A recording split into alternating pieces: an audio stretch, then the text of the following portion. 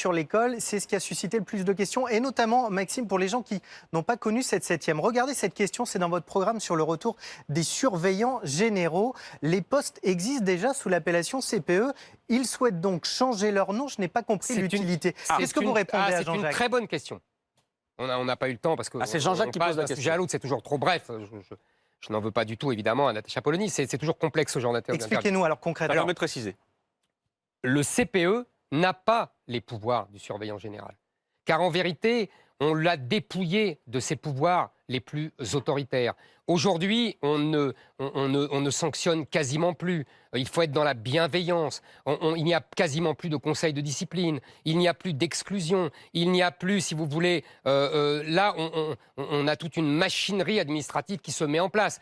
Quand vous avez quand même des enfants qui tabassent des professeurs, on a tous vu ces vidéos qui se baladent sur le net. Là, les conseils de discipline et les poursuites se font, là. Non, écoutez, ils sont mis ailleurs. Voilà. En revanche, quand la petite Mila se fait insulter et menacer dans son école, alors là, c'est elle qui est déscolarisée. Hein. Quand les enfants juifs en Seine-Saint-Denis sont tabassés au nom d'Allah, là, c'est eux qu'on les change. Vous voyez, bon, bah voilà, c'est tout. Donc maintenant, le surveillant général retrouvera des pouvoirs beaucoup plus fermes et plus sévères, de sanctions plus sévères. Exactement. D'où le changement de nom. Il y a une autre question. Mais d'ailleurs, pardonnez-moi. Oui, allez-y. Pourquoi on a appelé ça CPE, d'après vous? Conseiller principal d'éducation. Oui, mais pourquoi on les a appelés comme ça? Pour ne plus les appeler surveillants généraux. Et pourquoi on les appelle plus surveillants généraux? Pour bien montrer qu'ils n'ont plus les pouvoirs d'antan et qu'on n'est plus dans la même école qu'avant. Et donc ça a changé dans les années 70. Il y a un autre sujet que vous avez justement évoqué avec Natacha Polony et qui a provoqué d'autres questions. C'est le souhait, vous l'avez dit il y a quelques jours, de remettre la blouse à l'école. Alors il y a par exemple cette question d'Alexandre. Pourquoi imposer la blouse et pas l'uniforme généralisé? Et puis derrière ça, évidemment, la blouse et l'effet concret sur le savoir de nos enfants. Pour vous, c'est aussi important pour que nos enfants apprennent mieux, plus vite? Mais vous avez compris, c'est un symbole. C'est un symbole de quoi? Deux choses.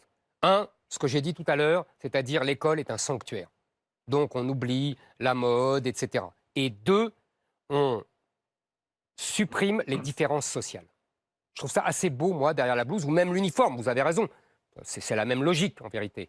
C'est les enfants sont tous les mêmes, sont tous égaux. Ils sont là pour apprendre, pour... vous savez, Hannah Arendt a une très belle formule, elle dit que chaque génération d'enfants est une génération de barbares qu'il faut civiliser.